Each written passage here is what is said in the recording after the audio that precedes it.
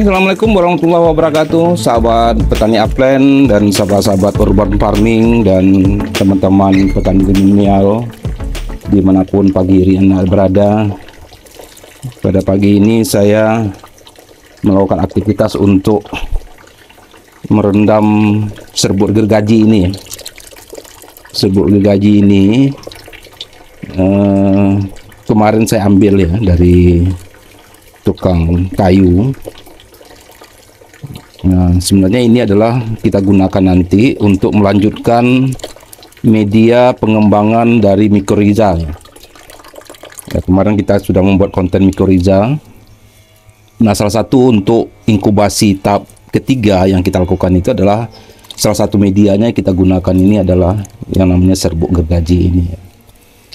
Nah, kenapa serbuk gergaji ini kita pakai? Karena untuk mengembangkan mycorrhiza itu ada dua zat yang harus kita butuhkan.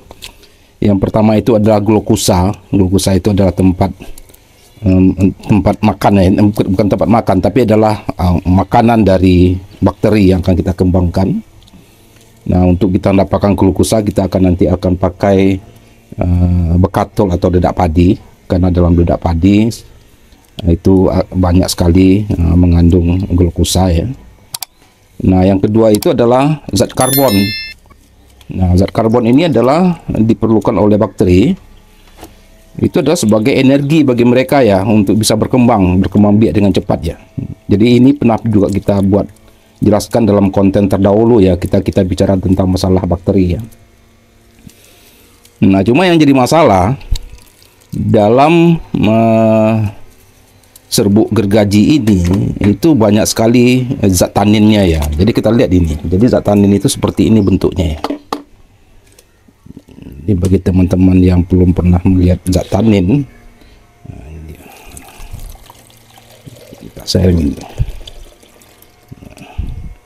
Jadi warnanya itu adalah kecoklatan ya, seperti teh ya.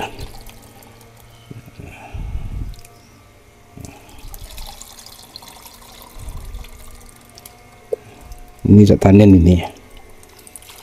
Nah, kita lihat ini zat tanin ini. Nah, warnanya beda kan? Nah, zat tanin ini yang selalu dikhawatirkan oleh para petani ya. Karena dari beberapa hasil penelitian, zat tanin yang terlalu tinggi ketika kita aplikasikan di tanaman kita, dia itu akan banyak sekali menghambat ya. Banyak hal yang bisa dihambatnya. Yang pertama adalah menghambat nutrisi ya. Karena ketika nutrisi itu terhambat, maka nutrisi itu tidak bisa tersebar di dalam tanaman ya, sehingga tanaman kita menjadi kate atau kurus ya, atau kerdil karena memang kekurangan nutrisi. Yang kedua itu adalah zat tanin ini itu mempunyai sifat adalah menghambat dari enzim dan hormon. Nah, sehingga ketika enzim dan hormon terhambat, maka proses fotosintesis di tanaman itu adalah akan terhenti ya. Ya, sehingga otomatis tanaman kita pun juga akan kerdil juga ya, atau tidak maksimal ya. Nah, kemudian dia juga bisa menghambat ya pertumbuhan akar dan tunas. Nah, ini lebih parah lagi ya, karena kita tahu akar itu adalah merupakan sumber dari makanan yang ada dalam tanaman ya. Jadi kalau tanamannya akarnya terganggu, maka otomatis dan tunasnya itu tidak akan bisa berkembang ya, sehingga tanaman kita pun juga akan bermasalah ya. Nah, yang paling terakhir itu adalah dia juga bisa menghambat mikroorganisme yang ada dalam tanah.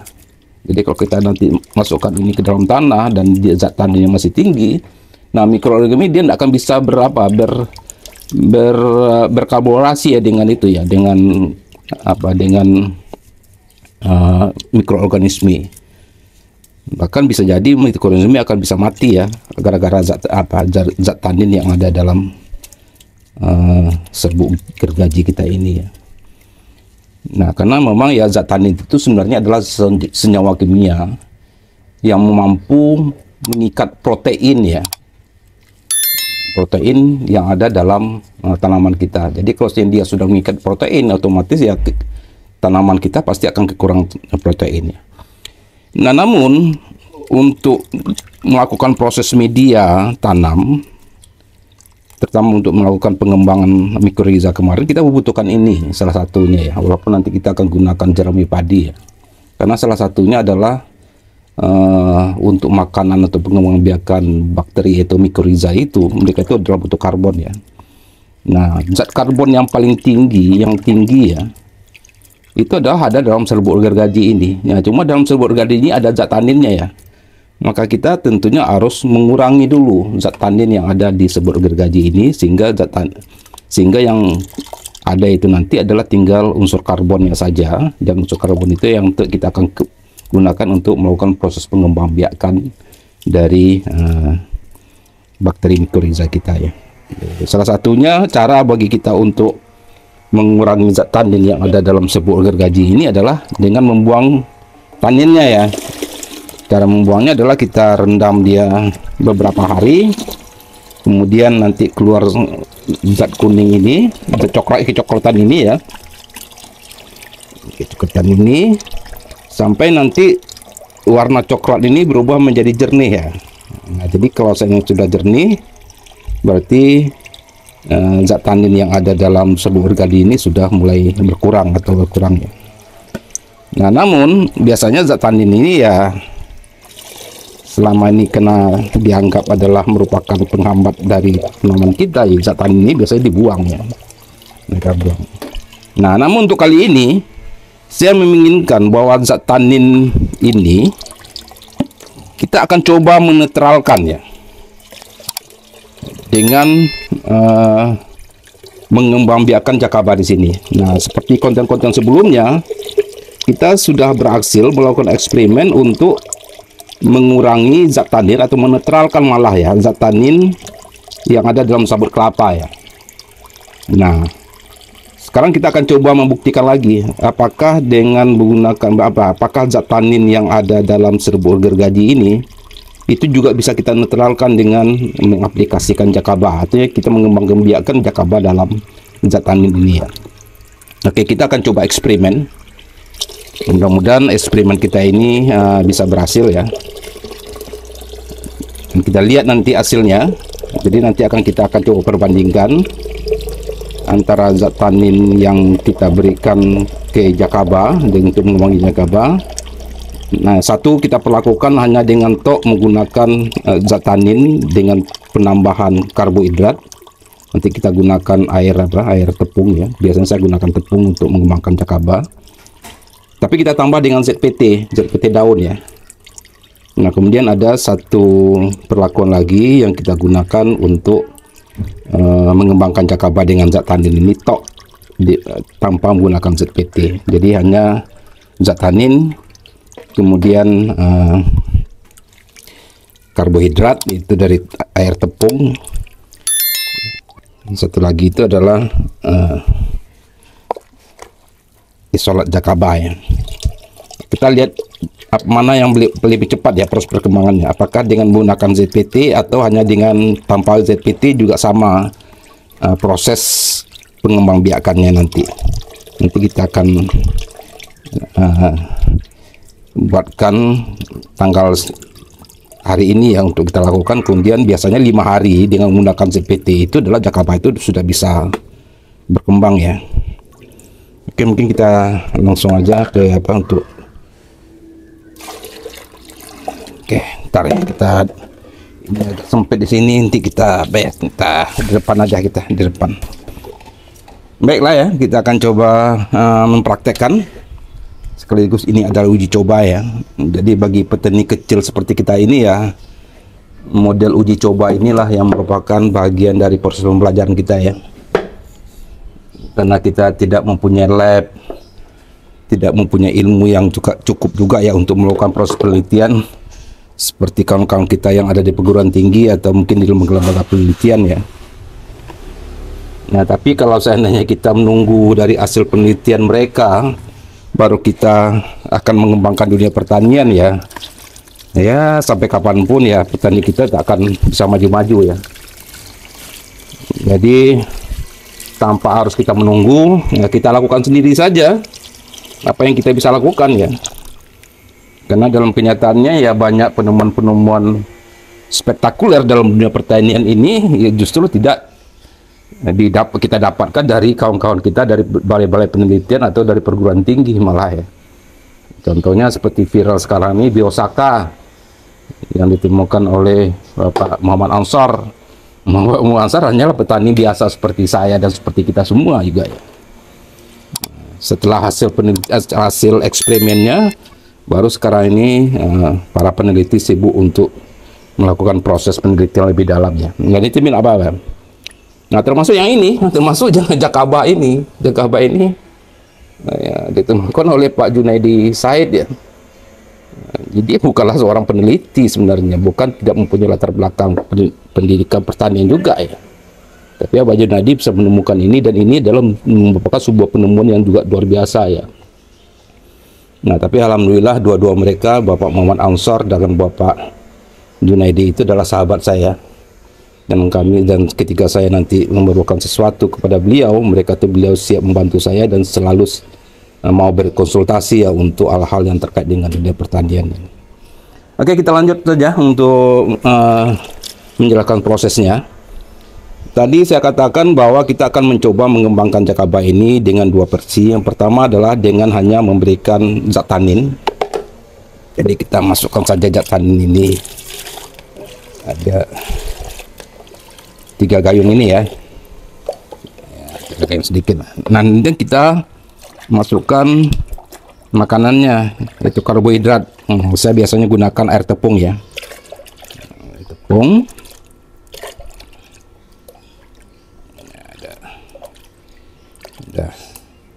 Sudah aja. Nah, kemudian tinggal kita kasih isolat Jakaba. Mampu nggak Jakaba ini bertarung ini dengan zat tanin yang ada dalam ini? Kalau kemarin pengalaman kita dengan sabut kelapa, sudah zat tanin sabut kelapa sudah keok ya dengan Jakaba ini. Nah, sekarang zat tanin yang ada dalam sebuah gergaji, mampu nggak dia juga netralkan ini? Nah, kita akan buktikan. Ini tidak kita kasihkan ZPT ya. Jadi nanti kita tidak memberikan ZPT apa-apa, kita lihat itu masa pertumbuhannya itu berapa lama ya. Nah, tapi seperti yang saya pernah jelaskan kepada sahabat tani, biasanya saya mengaplikasikan Jakaba ini itu lengkap ya. Di samping saya pakai tepung untuk karbohidratnya, tapi saya juga biasanya menggunakan daun-daunan ya. Daun-daunan sebagai ZPT-nya. Ini daun-daun sengaja saya ambil tadi pagi ya. Jadi kalau kita menginginkan pengembang biakan Jakaba kita itu lebih cepat ya, kita usahakan menggunakan daun-daun seperti ini ya. Jadi kalau bisa adalah pucuk daunnya ini. Jadi kalau kita lihat ya, ini ada pucuk daun ya. Ini daun kangkung ya. Nah, sebenarnya, dan ini juga ada daun ubi jalar ya. Dan ubi ya. Nah, kenapa dua daun ini saya rekomendasi? Karena 2 daun ini adalah mempunyai daya tumbuh yang cepat ya. Nah, karena dia mempunyai keunikan sendiri adalah dia mempunyai bakteri rhizobium ya. Jadi rhizobium itu adalah bakteri yang sanggup menangkap oksigen itu dari udara ya. Maksudnya bukan oksigen, menangkap nitrogen dalam udara ya. Jadi kelebihannya itu. Makanya kangkung sama daun ubi ini ya, tanpa dikasih makan pun, dia tanpa dipupuk pun mereka akan sehat sendiri karena dia sanggup bisa berkembang tanpa ada pupuk nitrogen yang ada di akarnya, karena dia sanggup menangkap nitrogen itu sendiri ya. Nah, tapi usahakan kalau kita ingin mengembangkan Jakaba seperti ini akan mempercepat prosesnya, usahakan kita ngambil pucuk-pucuk daunnya saja. Tapi kalau bisa di sebelum matahari terbit ya. Ya sekitar jam 6 atau jam setengah 7 pagi ya. Kenapa? Ini bukan mistis ya, tapi karena logika berpikirnya gini, ketika matahari belum terbit, maka zat aktif yang ada dalam daun itu masih ada di pucuknya ini. Jadi masih full ya ada di pucuk ini. Tapi ketika nanti matahari sudah mulai terbit, maka zat aktif yang ada di pucuk ini mulai menyebar ya. Jadi sehingga kita tidak dapatkan maksimal ZPT atau zat perangsang tubuh yang akan kita butuhkan untuk pengembangbiakan Jacobah kita. Oke, mungkin kita langsung proses saja. Jadi kita melakukan prosesnya seperti kita membuat biosaka ya. Saya katakan bahwa proses ini harus kita melakukan proses peremasan ya. Karena dengan melakukan proses peremasan seperti ini, kita bisa mengambil zat aktifnya, enzim dan hormonnya itu adalah bisa lebih maksimal ya. Beda kalau seandainya kita melakukan pemblenderan. Pemblenderan itu sebenarnya adalah prinsipnya adalah kita memotong-motong halus ya. Sehingga ya zat aktif yang ada dalam daun ini, terutama enzim ya, itu ya tidak bisa kita dapatkan secara maksimal. Karena kita tahu bahwa enzim ini adalah zat yang mempercepat proses dalam pengembangan tumbuhan ya. Jadi sebenarnya enzim itu inti kuncinya itu adalah untuk mempercepat proses ya, proses penguraiannya.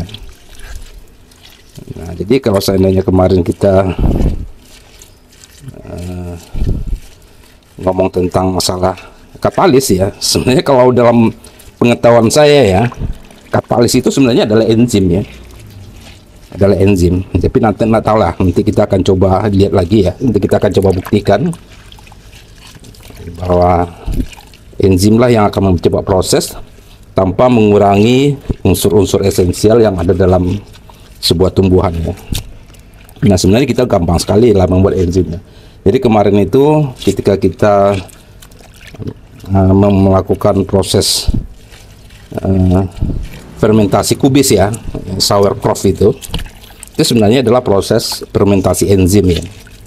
Dimana kita nanti akan mendapatkan bakteri namanya lactobacillus. Lactobacillus akan memproduksi namanya asam laktat ya. Nanti masalah enzim nanti kita akan bicarakan ketika kita akan ngomong tentang masalah bagaimana kita proses mempercepat pembuatan pupuk ya. Karena kita bisa membuat enzim itu dari beberapa cara ya, dari beberapa bahan ya. Nah, salah satunya di samping kubis ya, kita juga bisa yang percepat prosesnya itu adalah dengan daun pepaya atau buah pepaya ya. Nanti kita akan cari pepaya busuk yang kan kita juga bisa membuatkan enzim itu untuk mempercepat proses ya. Nah, sebelum kita menemukan katalis dari Pak Bayu di Ningrat. Nah, kayak gini tadi saya katakan kita akan coba apa?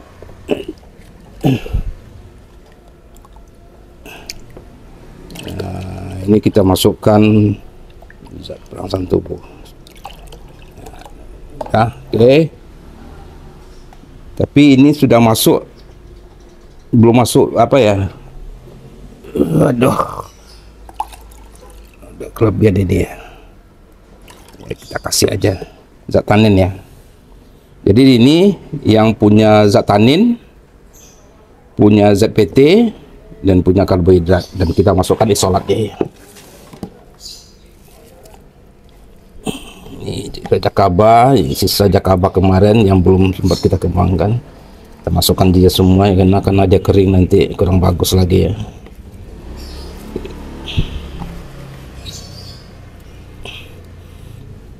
Oke, nanti kita tutup ya. Tutup. Aduh.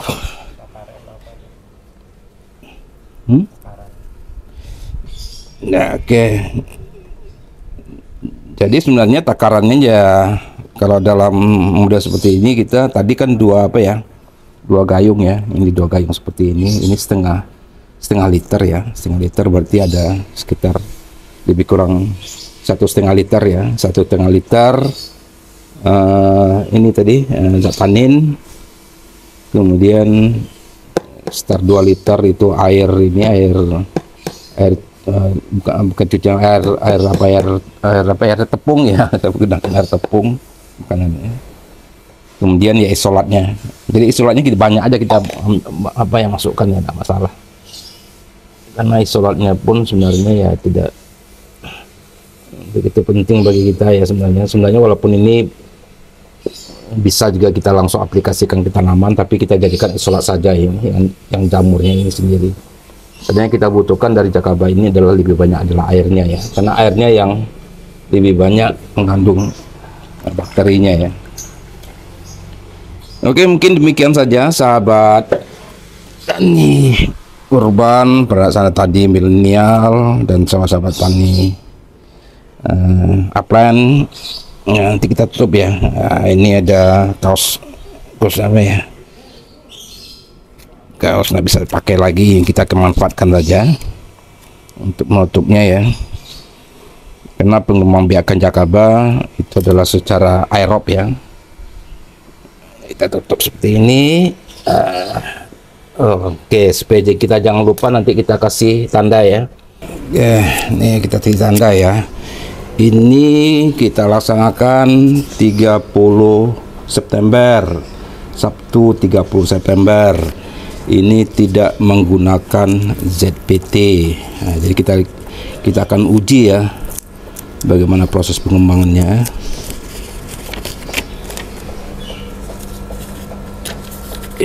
Nanti kita lihat. Dan ini yang kita gunakan pakai ZPT, apakah proses pengembangan jakabanya sama atau enggak ya. Nah, itu bisa jadi dengan tanin yang ada dalam serbuk gergaji ini, justru jakabanya tidak bisa hidup ya. Kita tidak tahu.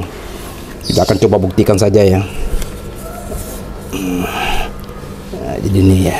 Nah, kita tandai kita ya, bagi kita. Nah, kita akan melakukan eksperimen ini ya. Iya, biarlah kita langsung lakukan sendiri saja tanpa mengurangi rasa hormat kita kepada teman-teman di Balai Penelitian, di perguruan tinggi. Silakan bekerja, dan kita juga bekerja mencari inovasi-inovasi baru dalam dunia pertanian kita. Mungkin niat kita sama-sama bagus, yaitu adalah sama-sama mengembangkan petani di negara kita tercinta ini, sehingga kita nanti benar-benar bisa mewujudkan kedaulatan pangan seperti apa yang kita harapkan dan kita cita-citakan. Oke, baiklah sahabat upland dan sahabat-sahabat petani milenial dan sahabat-sahabat petani urban. Ini kita langsung review saja ya. Sini sudah hari ini tanggal berapa ini? Tanggal 7 ya. Jadi kita dulu mulai mengembangbiakan jakaba ini, jamur jakaba ini tanggal 30 September ya, jelas ini ya. Jadi ada dua perlakuan ya. Ini yang tidak menggunakan ZPT. Nah, yang ini gunakan ZPT. Nah, coba lihat kedua-dua hasilnya bagaimana prosesnya. Jadi 30, 1, 2, 3, 4, 5, 6, 7. Berarti udah 7 hari ya, seminggu prosesnya. Sebenarnya 5 hari, kita agak terlambat ya. Janji kita hari itu 5 hari saja. Nah, jadi ini adalah perkembangan jamur jakaba di hari ke-7 ya. Yang kita kembangkan, satu, kita masukkan tanin, murni tanin, hanya dengan campur dengan karbohidrat, itu air tepung. Kemudian ini kita pakai ZPT. Nah, kalau kita lihat proses pengembangannya ya, sebenarnya tidak ada banyak pengaruhnya ya.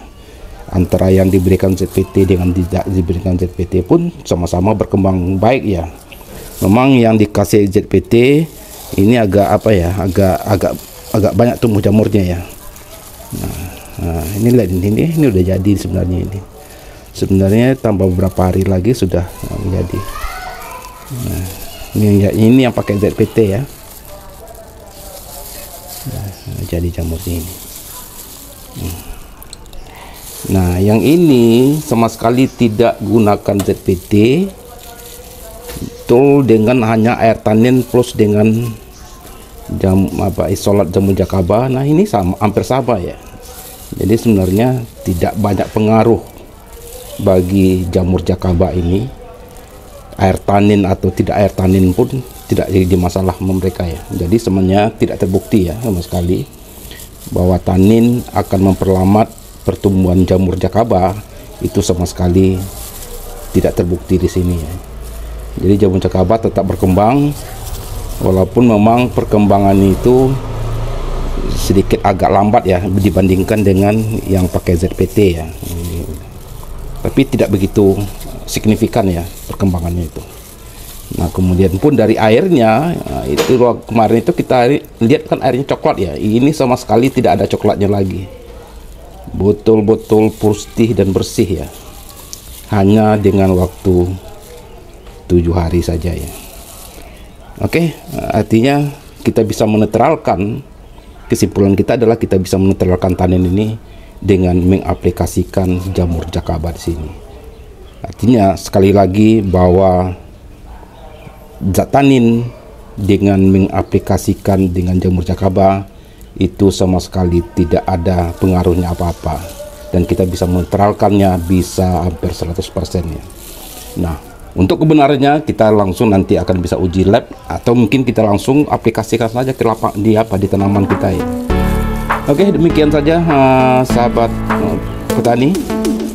Mungkin ini menjadi inspirasi bagi kita semua, dan ini bagi pembelajaran bagi kita semua. Zat tanin bisa kita netralkan dengan mengaplikasikan jakaba. Oke, demikian. Wabillahi taufiq wal hidayah. Assalamualaikum warahmatullahi wabarakatuh.